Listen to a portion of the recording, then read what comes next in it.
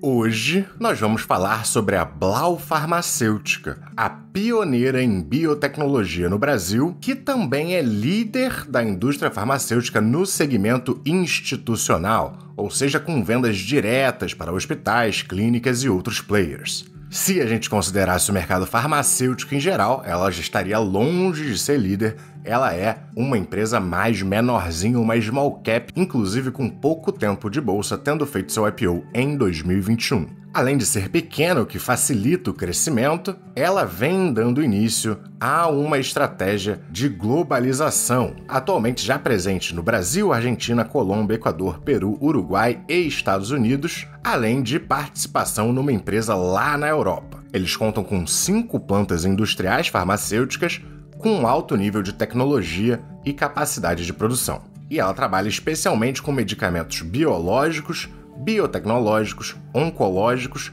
antibióticos, anestésicos e injetáveis, além de produzirem insumos para remédios biotecnológicos. Ela ainda não é uma empresa totalmente verticalizada, mas ela vem fazendo seus movimentos em direção a isso. No lado dos biológicos, por exemplo, eles precisam fazer a biossíntese desse remédio em células vivas, o que exige o plasma de diferentes animais, incluindo o ser humano. E é por isso que eles têm 2 grandes investimentos, a totalidade da Plex Plasma Expert nos Estados Unidos em atuação já contando com 4 centros de coleta, e participação que inclui assento no conselho, ou seja, um nível de influência na companhia, da Protea Biosolutions, que é uma empresa holandesa que trabalha com a coleta e fracionamento do plasma, ou seja, separar as partes desse plasma para a produção de hemoderivados, a hemoglobina, a albumina, entre outros, contando com 2 plantas industriais, 4 centros de coleta e já com produtos aprovados e comercializados em alguns países da União Europeia e América Latina.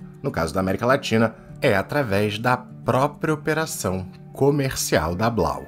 Além disso, eles contam com o Blau Inventa, que é o centro de pesquisa e desenvolvimento deles, onde eles estão sempre trabalhando com a produção de novas IFAs biotecnológicas. Ao longo do vídeo, quando eu falar de IFA, eu me refiro ao insumo farmacêutico ativo, que é o principal componente para a produção de alguns remédios, especialmente vacinas, além da pesquisa e desenvolvimento de medicamentos biosimilares e sintéticos. Uma coisa que eu devo citar em relação ao seu tipo de operação, características do seu modelo, é que essa produção de remédios para clientes institucionais, ou seja, direto para os hospitais e clínicas, faz com que eles atuem em remédios que, em sua maioria, vão ter prescrição. Diferente da Hypera, que tem vários remédios que qualquer um pode comprar e tem que investir no marketing dos mesmos, eles abrem mão desse gasto de marketing, porém, abrem mão também de todo um mercado de pessoas que poderia consumir esses remédios mais indiscriminadamente, o que poderia ser uma força positiva para os seus resultados. Porém, ela também não tem essa participação porque os remédios que ela produz são de mais tecnologia, têm mais valor agregado, são mais complexos. Então ela tem um case um pouco diferente da Hypera, talvez menos resiliente, mas mais tecnológico e, por ser bem menor, com mais perspectiva de crescimento. Aqui a gente pode ver o portfólio de produtos da Blau.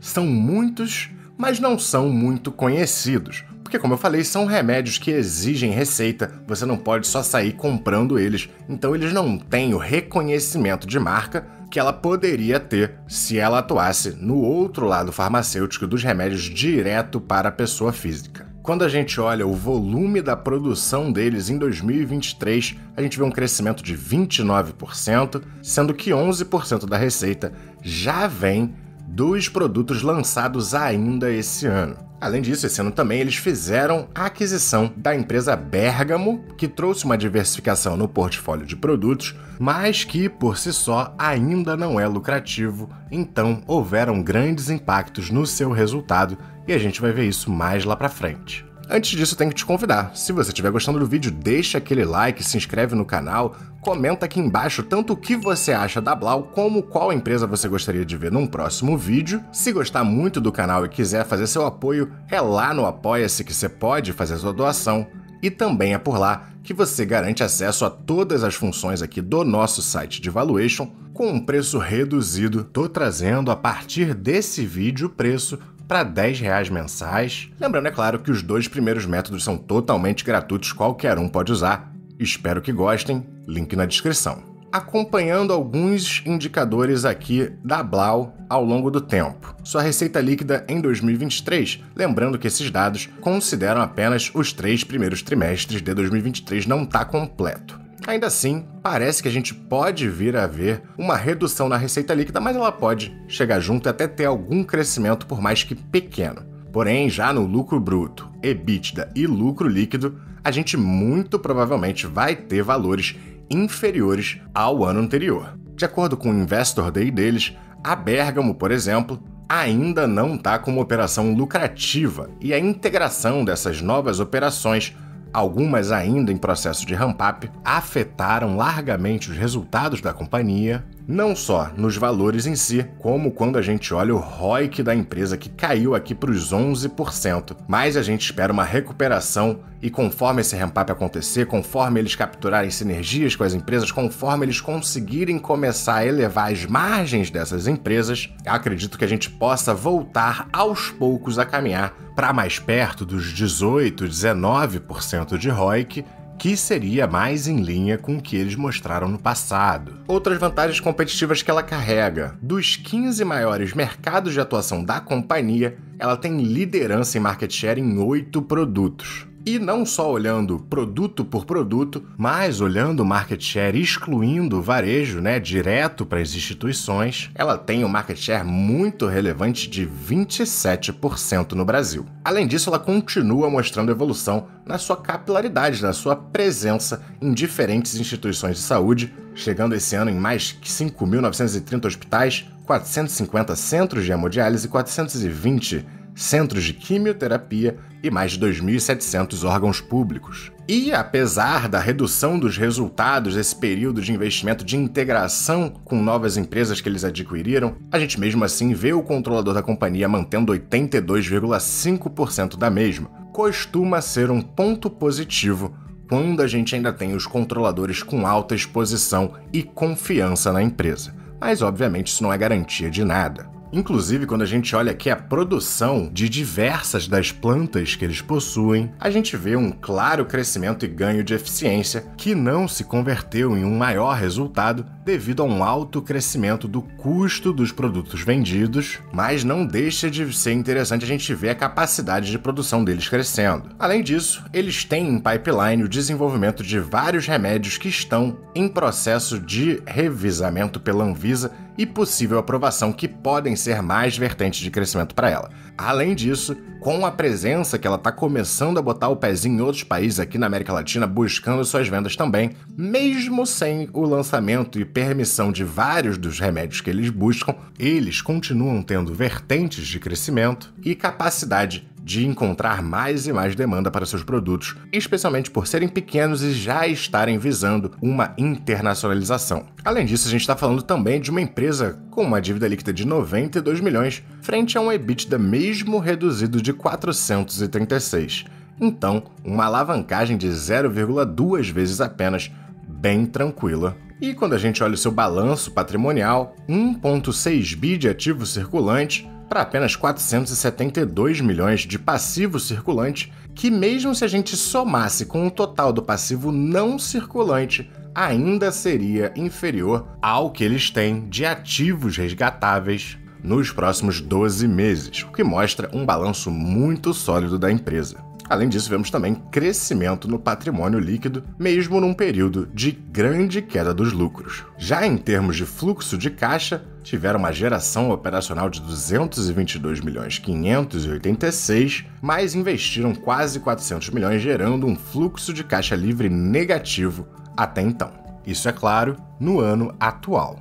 A empresa, que veio caindo desde o seu IPO, pela primeira vez se encontra num PL abaixo das 10 vezes aqui nos 9,11 e tendo algum dividend yield atualmente aqui nos 3,72%, mas bem baixinho. A gente está buscando crescimento e não dividendos nessa empresa. Mesmo em EV/EBITDA a gente vê uma queda, encostando aqui agora nos 6,93. Além disso, uma empresa com uma margem, aqui o valor não está totalmente atualizado, caiu bastante no último resultado, mas ela vinha mantendo acima dos 20%, estava aqui nos 23,41%, e eu acredito que a gente possa voltar a caminhar para isso conforme a Bergamo se tornar lucrativa, conforme tiver o ramp-up dos seus centros industriais e mais capacidade de venda em diferentes países. Então, apesar desse valor aqui não ser o que a gente vê no resultado atual dela de fato, passado esse período de investimento, eu acredito que a gente volte a ver esse patamar de margem líquida que é maravilhoso. Além disso, mesmo apertado atualmente, ela está aqui com um ROI